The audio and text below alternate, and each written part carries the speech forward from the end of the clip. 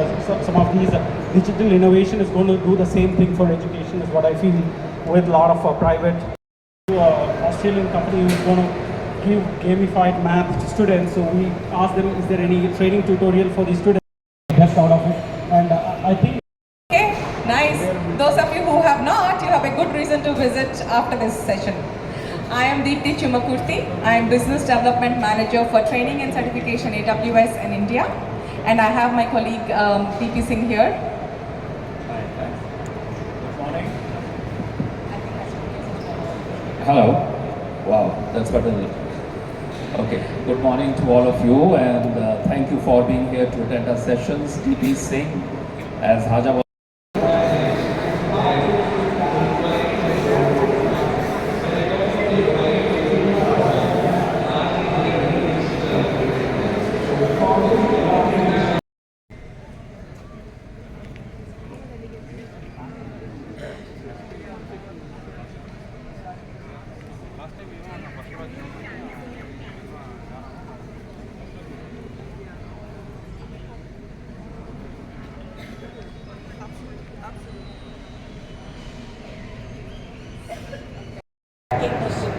So I was just at our stall, and most of the teachers that came and said, "Ma'am, do you have a phonics-based program?" Phonemic awareness which is visual input to the letter. Phonemic awareness is each letter has a sound. And then sound and symbol connection. Pronunciation. I don't believe pronunciation is as phonemes. Each letter has a sound. That is the first step to reading. And then we have word recognition. You multiply it with the meanings of words, background knowledge. What do you know about India? Where do you come from? We ask those questions and relate the book that we're reading to the children. It makes a difference. And we all know as teachers that our children's listening skills are going down. Have you noticed that? You keep on talking to them and they keep on. You might have to repeat the directions at least 4 or 5 times. Why? Because they don't listen, like husbands. Agreed? See, all the women are like, you're right. Sorry, gentlemen. But remember, listening comes in when you give them material that they enjoy. The end result is understanding the meaning of text. And that is what we want our children to do. So, let us look at the big 5 of reading. Phonemic awareness. Each letter has a sound. Phonics, when you put 2 letters together, it makes a different sound. Then comes vocabulary. I am going to make sure that the children learn vocabulary that is associated with letters, maybe more than 2 letters. That's when the fluency comes in. When the fluency comes in, we have comprehension. Let me just give you an example of what happens when you just teach them phonics. So we teach them the 80 words, right? You teach them the 80 words and you ask them to memorize AT-AT, BAT-BAT, CAT, right? You do that? And then you ask the child to read the sentence, cat sat on the mat, right? So this is how a child who's been taught phonetically will do it.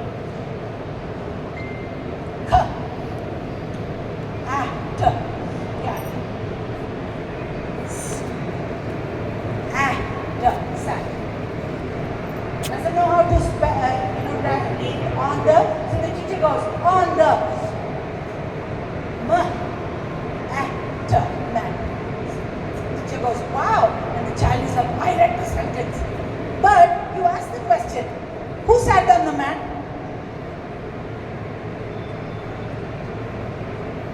Where did the cat sit? You know what? So much of an energy went into decoding that comprehension went out the.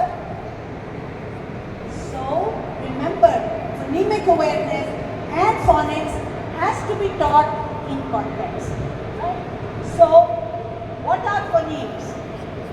Smallest units of speech distinguishing one word from another.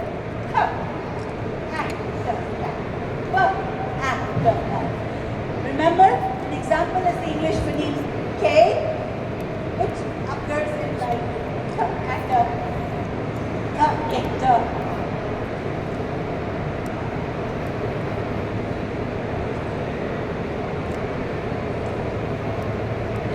So these are the phonemes that we need to make sure are done in nursery, KG1 and KG2.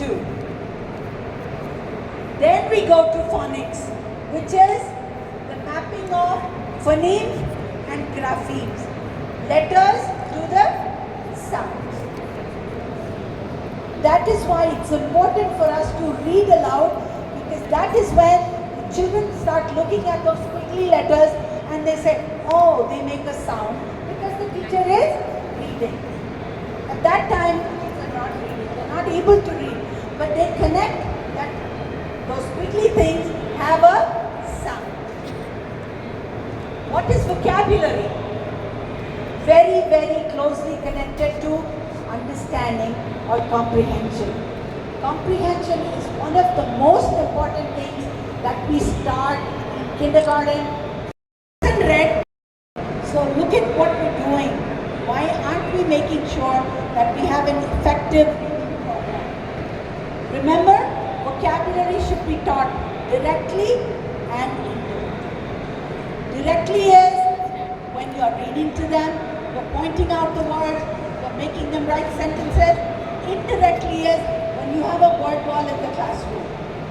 So I have never asked the kids in my class to memorize words, like because third graders, majority of them don't know how to spell because. But I put it on the wall and they can copy.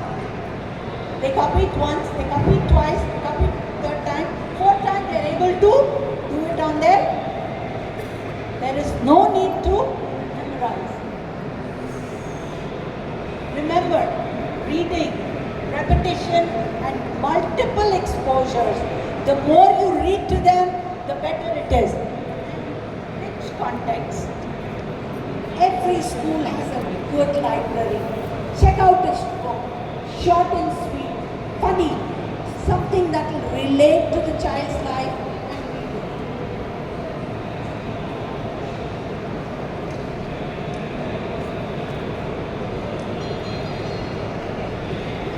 Fluency. This needs to come in. Have you noticed that there are some children in your class, they don't know how to read, but they've memorized the book and they read it to others, right? They'll make up their own word and they'll read. So that means they're trying to be fluent. Once they start reading, they will read. Making sense of what is being read without having to decode. Can we have sight words in the classroom? Can we have a word wall in the classroom all the time? Can we have lots of books as a classroom library? When we start doing that, that is when the children will start reading with accuracy, speed and order. I have seen many children in my class who will start reading even though they cannot read. Why? Because they have heard you read. And when you read aloud, read the book 5 times. Read it every day. It only takes 2 to 4 minutes. The first day when you read, the whole class is looking at you like this. The second day, about 1/3 of your class who are above grade, they will read with you. The third day, half of the class will read with you. Fourth day, the whole class will read with you. The last day, everyone reads with you. Cognition. Another question. What do you think is cognition? Anyone who can answer that question? Cognitive skills. Yes, sir. Thinking. I believe reading is thinking. Because when children are reading, they are thinking, right? So comprehension becomes a complex cognitive process. Because when they are reading, they have to remember the words, they have to remember what it means, they also have to remember that there might be a question after that, right? Comprehension is what students understand, what they read, how they understand. Remember close reading. Does anyone know what is close reading out there? Close reading is when you read the text over and over.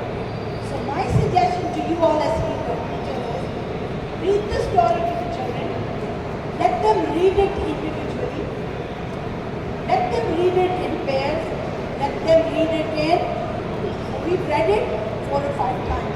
And every time they read it, they understand it.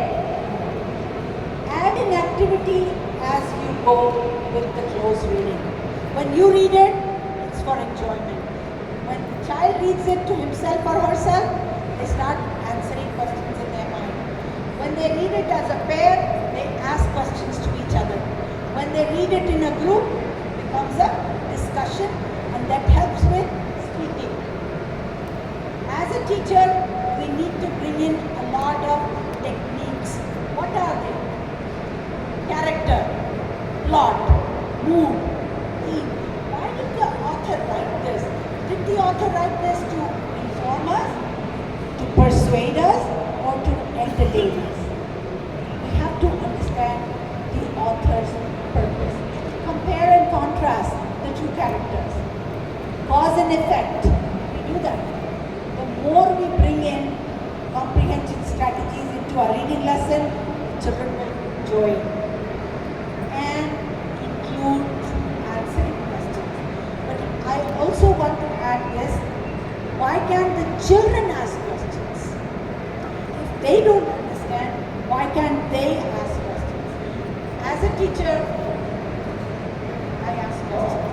But when I go back to what I was in school, I was scared to ask questions.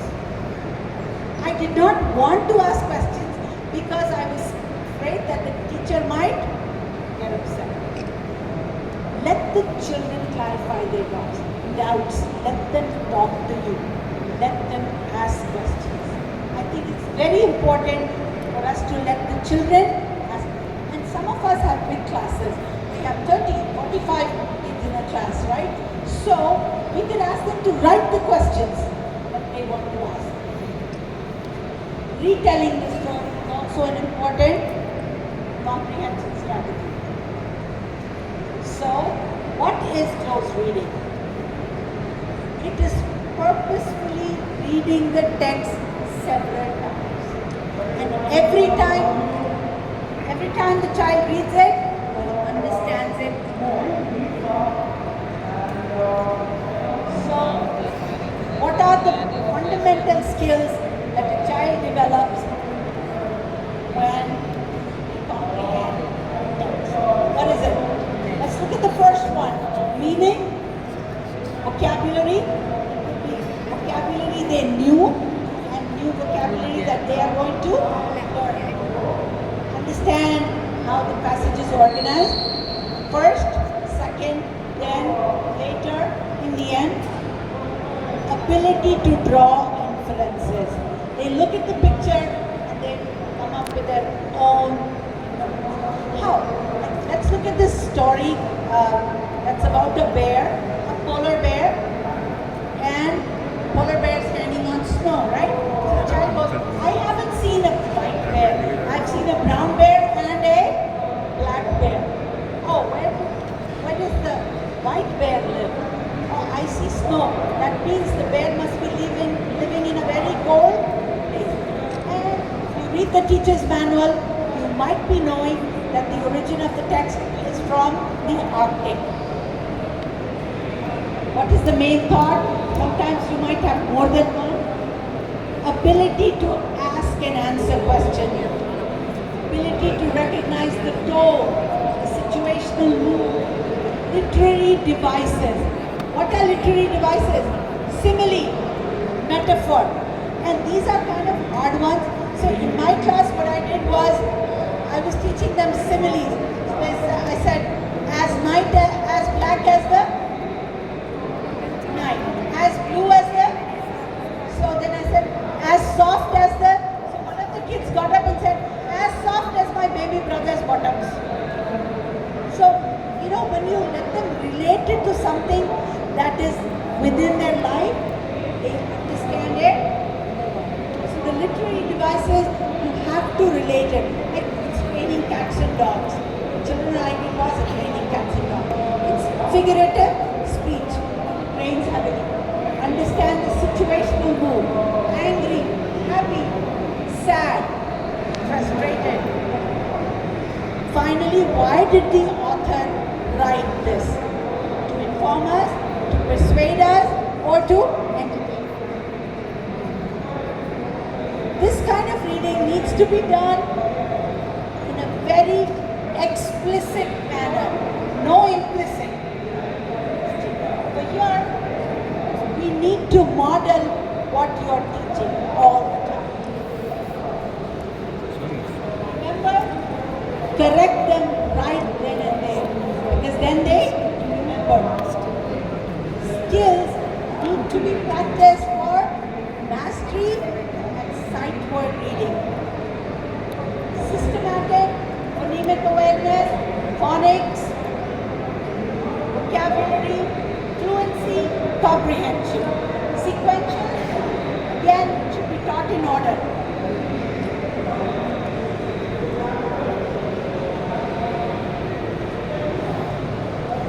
We all buy tomatoes by the kilo. We measure height in centimeter or distance in kilometers. We buy milk in liters. Everything is measured. Can we measure reading? Yes or no? So there's a company called Metametrics. I would like you all to Google it. Metametrics. Metametrics. What this company has done is, it's come up with an algorithm which measures the reading depending upon the number of words, the sentence structure, and we call it lexile. So, centimeter, kilogram, and these days, everything is being lexile. Novels, articles, blogs. Times of India is also lexile. You can see it. And if you want to lexile a passage, you can go on to www.metametrics.com, cut paste whatever you want to do, whatever you want to lexile, and you will get the lexile number. We start with beginning reader and go all the way to 28. So you can see that the passage that I was going to read, Why the Bear Has a Short Tail, and 510 L. They have also recommended from which number to which number is for third grade, second grade, like this.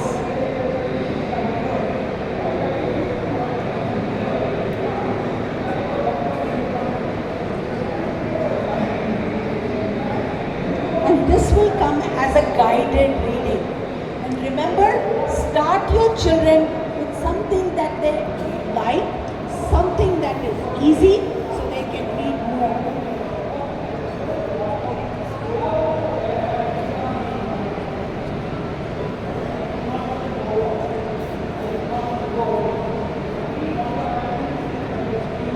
So this is just a sample from one of the reading programs that Scholastic has, and it is for third grade, and you can see the reading level is out there. It is from 450 to 550.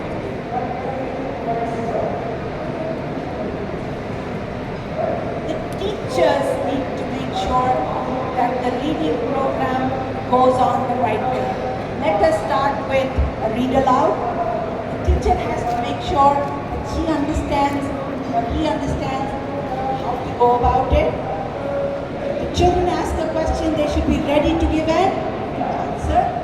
So, origin of the text, how do we prepare and read? How do we read closely? How do we do vocabulary? How do we do the retelling? Remember, with each reading lesson, focus on at least 2 comprehensions. Discuss. When you put the children in pairs, let them discuss it out. Put out a question and they can answer. Come up with the best answer between the 2 of them. When they read it as a group, do a writing activity with it. Reading and rereading for different purposes. Make sure you prepare and do not go into the classroom without reading the story, without preparing yourself. What are the comprehension strategies? What is the new vocabulary? What am I going to tell them about the story? Is it fiction? Is it non-fiction? Is it a myth? Is it a legend? We have to do it this way. We cannot read story and not give them the explanation that goes with it. Then you ask them to read closely. Let them discuss it as pair. Let them do the writing activity as a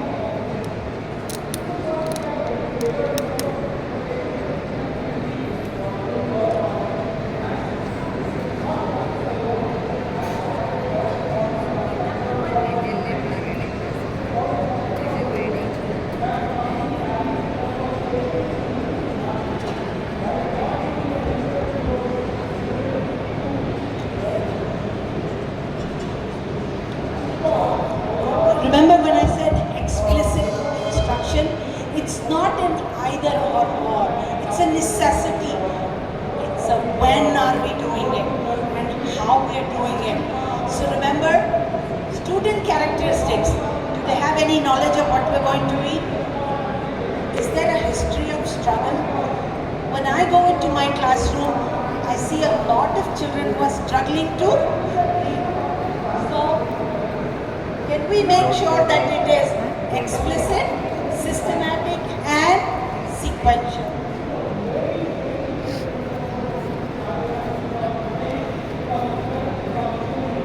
That is when your children's reading skills are going to. In conclusion, all children deserve to.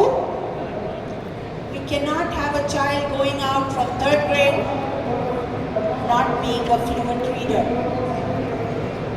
Remember, if we as teachers educate ourselves about the process of reading, teaching reading becomes easier. These days, Google is my best friend. Why? Because you want to know something, you have it there. I think as teachers, we need to read first. Every principal I speak to, every coordinator I speak to, they say, ma'am, teachers are not reading. Why aren't we reading? Why aren't we making reading a priority?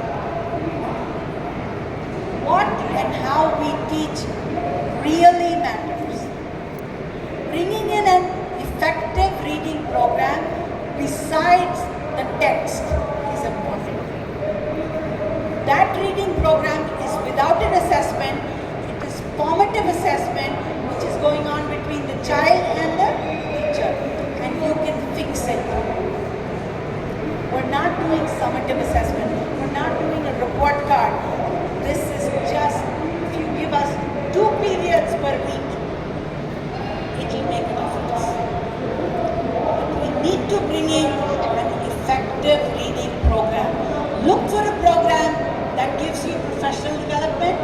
Look for a program that has resources that are age appropriate, grade appropriate, and developmentally appropriate.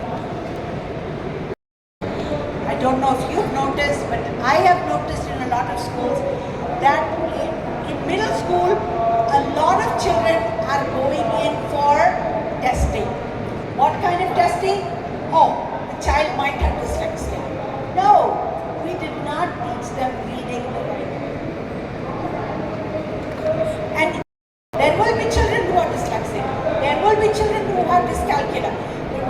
trying to say is research has also shown that if we identify and diagnose these learning disabled children early on, we give them the coping strategies, we will not have these problems in middle school and high school.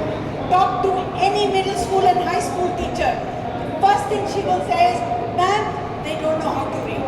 They are not reading well. I've seen it in the best of schools, the worst of schools.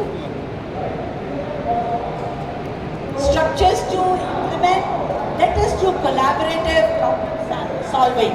So, focus on the problem. Assess your children. Where are they?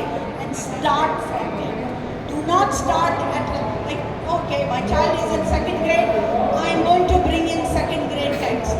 Why can't we start with easy?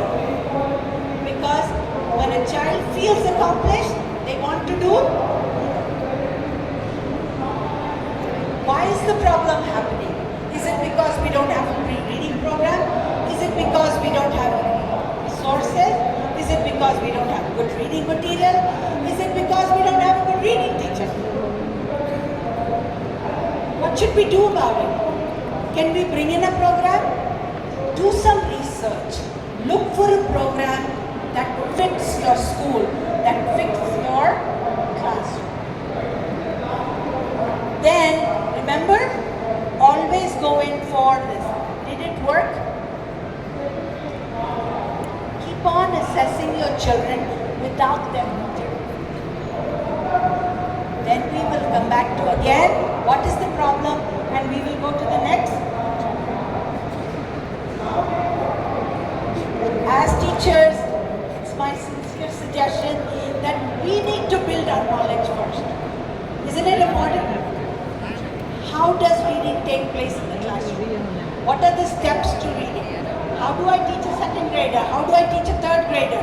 How do I teach a kindergartner? Do I have an effective reading program for the child? Examine what we teach and very, very important.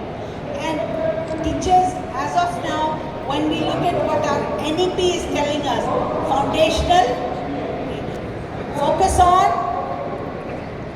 Foundational reading will only happen when we do it explicitly, systematically, and sequentially.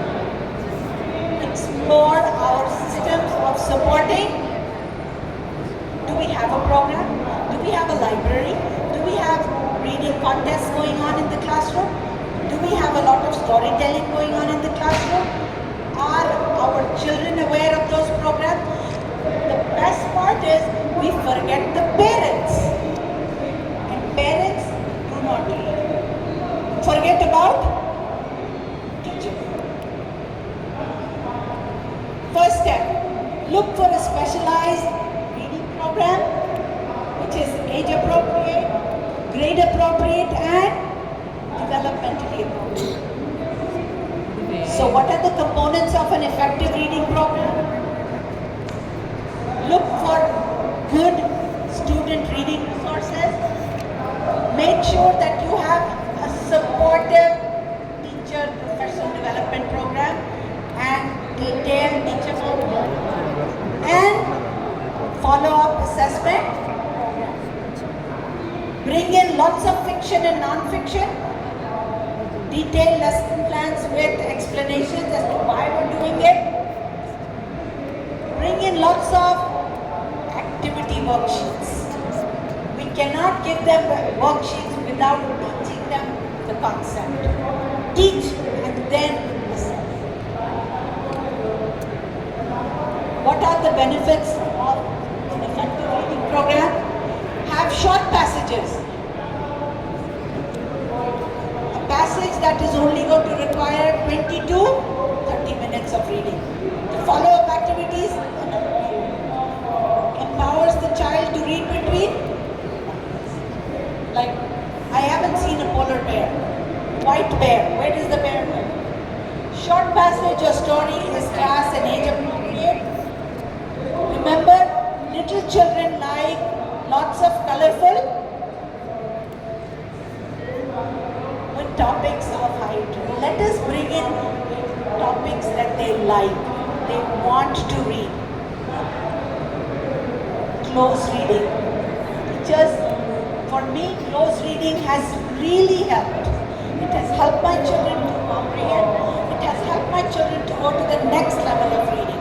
So bring in close reading in your classroom so that they understand math, science and social studies.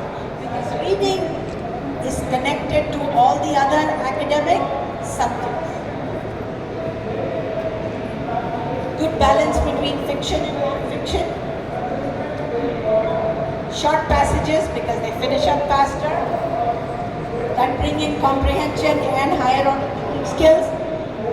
Remember when we do the discussion part, that encourages our children to speak up. That means communication skills. All the 4 components of the language need to be enhanced. Listening, speaking, reading and writing. The best part is when the children read these short passages, they also feel that sense of achievement. Oh, I read it. So please make the reading short and sweet with a lot of reading over and over and a lot of activities. Yeah.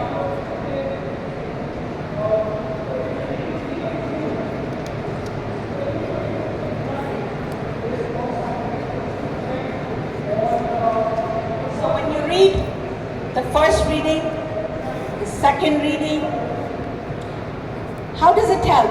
It makes sure that the students analyze the structure of the text questioning and they start exploring all those text structures, features, key ideas, details, inferencing, predicting, connections, conclusions, words and phrases, the new vocabulary.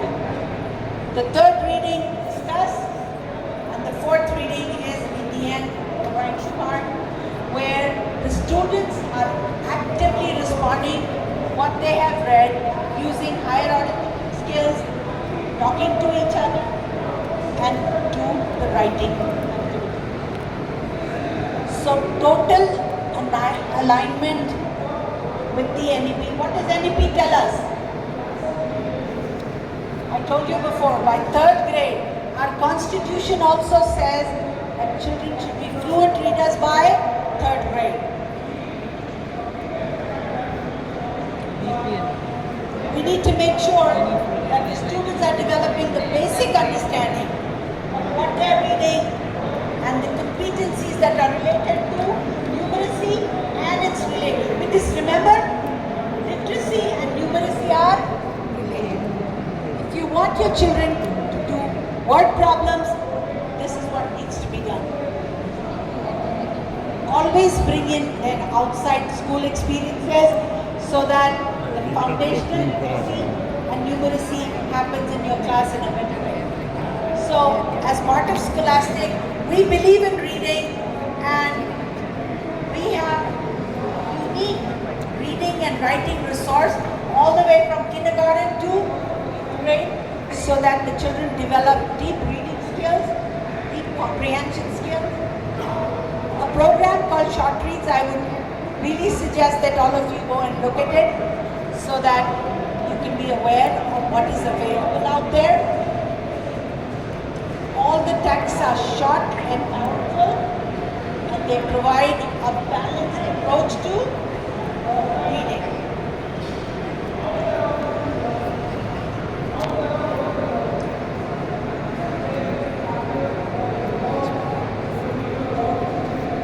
A very structured reading program. The samples are out there. Please go and check them out.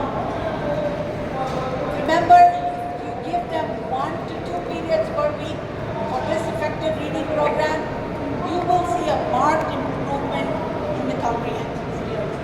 They will be able to use background knowledge, ask question, answer question, main idea, details, make inferences, predict, come to a conclusion. They will also identify the author. We also strictly believe in teacher professional development. So any program that you take from Scholastic has a mandatory professional development program. that is what is most important. We as teachers need to learn. If we don't learn, I don't think we can take it forward. I learn all the time because I think as a teacher, I need to evolve. All of us need to evolve and go to the next level. Any questions?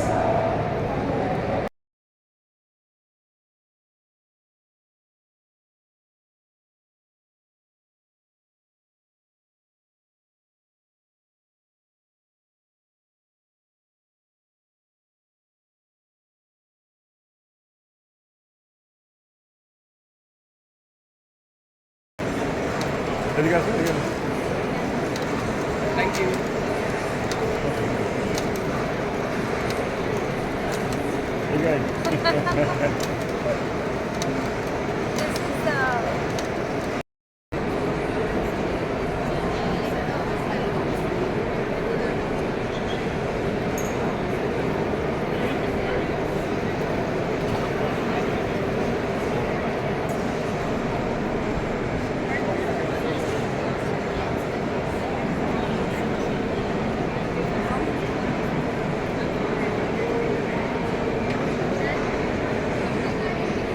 हवा काय कुठं पिली लो videos